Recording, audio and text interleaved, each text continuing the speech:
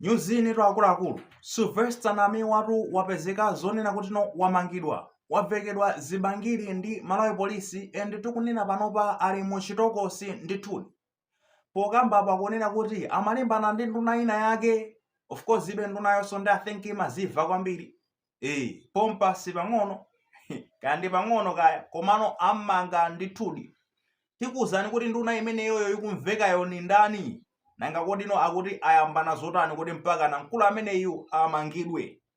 Chabwino mama wa lero likunangomveka nkhani zonena kuti Sylvester Namiwa anayitanidwatu ku area 30 komwe ndi kuti ndi kulikulu la polisi kumene kujatu Namiwa anakafikako malinga ndi kuti yeuja amakhulupirira kwambiri za malamulo constitution kutsatira malamulo a dziko. Anakafika kumene kuja ndipo akuti anangomuyitana kuti akangomufunsa mafunso pa nkhani ziwiri zitatu kaya ndi nkhani zake kumakhala zotani. Atakafika kumene kuchako yapezeka zonoti kuchoka ndi kuti chakumama wako kumazafika tikunena panopa yaphedukano chakumadzulo komwe kuno kunena kuti Sylvester Namiwayo ndi zoti wasamutsidwa kuchoka ndi kuti ku area 30 kupitisidwa ndi kuti kulinga dzitsopano police station kumene kotu ndi kumene mkulu ameneyo akukasungidwira ndithu mchitokosi. Osati ukafunsidwanso mafunso koma tikunena panopa ali mu chitokosi ndithu cha polisi wamangidwa.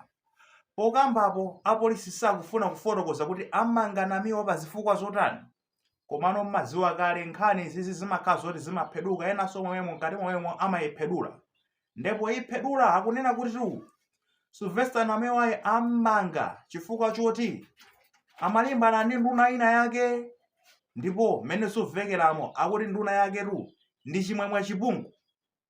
Uyu tikumuonayo amene akuti ndi amene wapezeka zonoti anakasuma ndithu kuti mpaka na iyeyo amangidwe. Nawo tizikamba zoti mlandu wake ndi wotani anayambana zotani ndi chimwemwe chipunguwo. Ngati mwakumbukira I think inali kaya ndi kuti kaya 2 days ago kuna zayenda zimakalata zochokera akuti kaya kandi chani kaya za maloya choncho.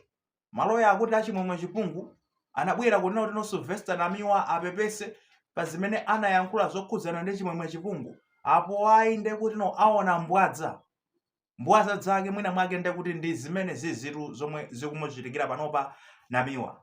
After ataphete muliro nthawi imeneja ndanyamatazi kwanje nthawi imeneja mulamuliro wa MCP anthu enanso kumanena kuti Namiwa ndi kadeti wachabechabe watumidwa ndi kuti magaya a DPP panonso ndi zonena kuti akuti foito analimbana ndi nduna ina yake basitu ndi kuti wamangidwanso mulamuliro wa chipande cha DPP.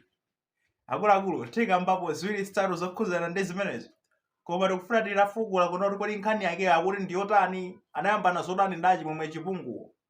Nkhani iyi tikhoza kumayiona mwina pa surface chonchi anabwera pa press briefing I think anazenga papo za chimwemwe chipunguwa komano kuti timvesese bwinobwino ndi kuti kuchokeratu makamaka chakuja ku program imene anapanga ndi Steve Kondwa Banda kujatu ndi kuti kutani kumibawa. Namiwa ankakamba zonena kuti nduna zaboma zikupakula osati masewera kupakulatu ndalama kuposaso ndiye kuti mwina aja amene anali mbuya aja kongeresi aja akuti nduna za DPP magaya mu DPP akupakula dola osati masewera kuposaso ndiye kuti ati amenayo. Ndipo na nduna ena agula malo akuti kaya malo anagula kandi 700 chakuti chani kaya malo otu ndiye kuti kwagula pa ndalama zake zoti zikhala motani ndalamazo kumabveka kuti ndi zamboma. Ndipo kamba Namiwa ankanena kuti ndizayambanso pano naming and shaming kuyamba kutchula mayina awo kuti azichita manyazi ndekhanga anatchula zimenezo kaya ngati mmatsatira ma press briefing auyuyu ndithu Namiwa kana atchula zimenezo zotsatira zake ndi zonena kuti akuti wazikalasira moto nde andunawo achimwemwe chipunguwo akutero athana naye Namiwa ndithudi. Tikunena panopa ali mu chitokosi. Apolisi sanatulutsebe bwinobwino ripoti lenileni komano obviously atulutsa akalitulutsa ndi kuti fed zakhalire panopa kukufotokozeranso kuti akuti zikuyenda motani. However zikungopereka ndi kuti mafunso kunena kuti zayambika kodi ndi kuti magaya amene ali mboma a DPP ayambapo nonso pano zoti ayambe kuthamangisa anthu amene aziyankhula pano ndi kuti next tumwe ayambanso kuthamangisa soti ife Komabe ife ndi sitikuopani tu. Live itu.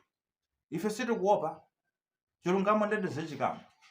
Sylvester Namiwai ndi force yokhayo imene imayankhula makamaka kumbali ya ma-activist.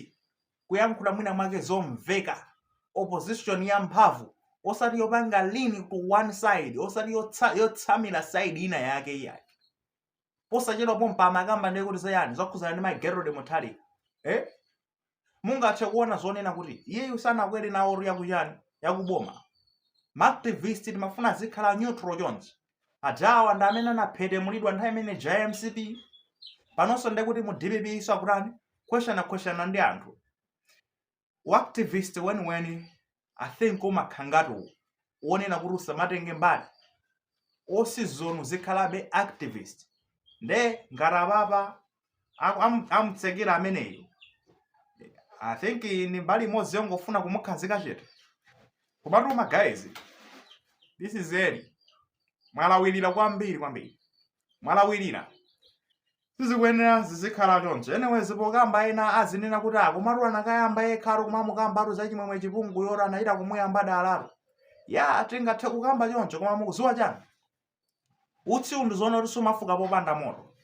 Namiwa sangakhale wamisala ungodzuka leloli ndikumalimbana ndi chimwemwe chipungu. Hatred yake yakuti. Sangangoyamba choncho ya. Chilipo. The good thing uyu pokamba Namiwa ndiye kuti mwina mwake ali ndi maumboni ake.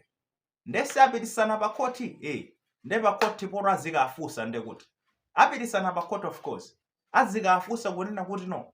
Koda wawa achimwemwe chipungu muko mukwanena kunena kuti no yowa adapanga zotere. Maumbonano ndarino.